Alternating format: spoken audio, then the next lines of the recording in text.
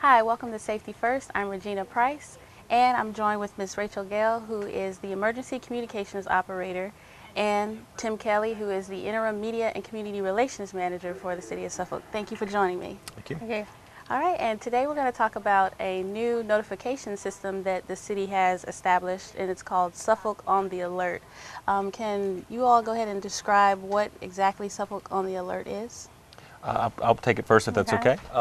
Suffolk on the Alert is a new emergency notification system and non-emergency notification system. And basically what people can do is they can go to a web address, and we'll be providing that, and sign up through what's called the self-registration portal. And that doesn't mean a whole lot, but we call it the SRP. But what you can do there is you can put in your name, your address, your home phone, and your cell phone. And with that, we really mean your primary phone. So if your cell phone is your home phone or your main phone that you would like to have information received on, you put that as number one. You have the option to put a second phone in, which could be your landline on that one. And then you also have the choice to do is you put your email address, which again, you have to have an email address for the system for you to be able to access and be able to sign up for that.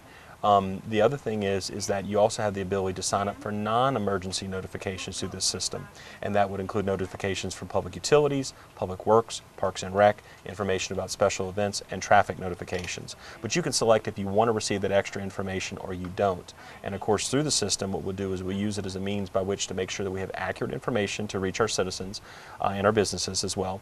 But we just want to make sure that we can get a hold of you and we can get that information out to you in the event that something comes up that we need to notify you about. Okay.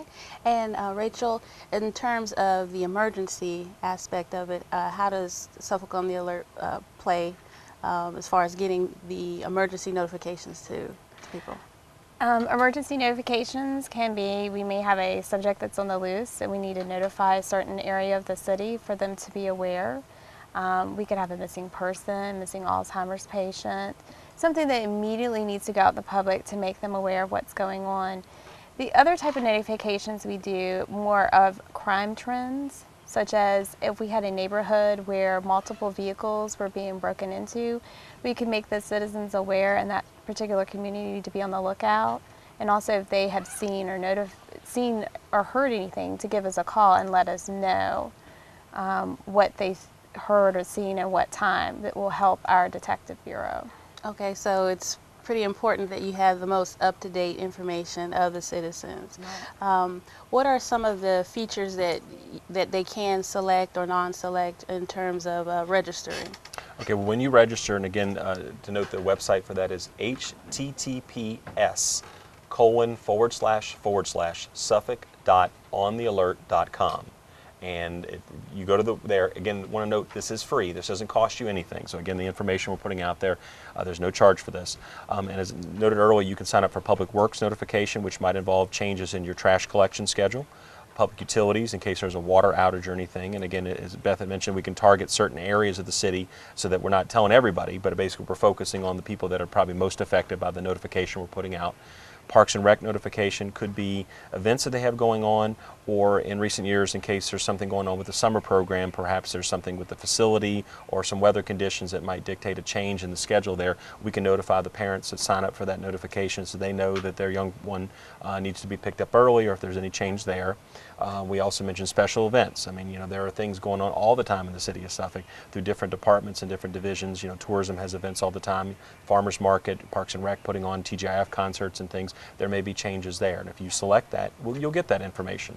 And then of course also there are road closures or possible delays. We put information out about that every day, at least during the week, and we want to make sure that information gets out there. So if you want to select it, you just check a little box. It's all on that self-registration portal page. And again, one thing to note is that this should not be your primary means of emergency or non-emergency notifications. We still suggest that you utilize our other avenues, certainly news media that's out there. They'll be getting the information that we're sending out. We also, of course, have a Twitter page, a Facebook page. We do YouTube, and we also have the government channel as well. So we have other means by which to get information out. But this is an extra part to that we can kind of tailor things, and mainly so that, again, as we said, that we know how to get a hold of you in the event that something's going on. So that if you want to get a text message, fine. If you don't, that's okay as well. If you want to get it emailed, that's fine. The biggest thing mainly is making sure that we have the proper way to reach you in an emergency situation. Right. The non-emergency stuff is just kind of, I'll call it a bonus in a sense. But again, there's no charge to the citizens to be able to use the system. So it's out there, and we hope people are going to start signing up right away. And they shouldn't assume that they're already in the system. Okay. If they are already in the system and they signed up, they're only going to receive the call once. The system knows that the number's in there twice. It's not going to call it twice. Okay. Right. And as far as you mentioned texting, is this a way to move towards utilizing cell phones more versus the landline? Is there a preference of how information will be sent to them? I think more for the non-emergencies, they're going to be using more email and text. Email and text, okay. For the emergencies, we're going to use probably all of the avenues when we send out a message. Primarily voice, but you know, when we have an emergency, we want to get that information out. However you receive it, email, text, phone. But we'll probably use all the avenues when we're sending out emergency messages. Okay. And of course, nowadays you have a lot of people, as we noted earlier, that are using their cell phone as their main phone. So they're taking their traditional landline phone is on the move, if you will. And we want to make sure we can reach those folks. Or if you've changed your number, because again, there's more than one provider, so there's not one consistent way. And as mentioned, we want to make sure we just have the most accurate, up-to-date information so that we can notify you in an event of emergency or a non-emergency as you choose. Okay. Well, I think this is a very thorough look into Suffolk on the Alert, and I hope that citizens will sign up and register for it. And we have the website. We've been showing it throughout the segment that you go to register. And I just want to thank Tim and Rachel for joining me and letting us know about the Suffolk on the Alert.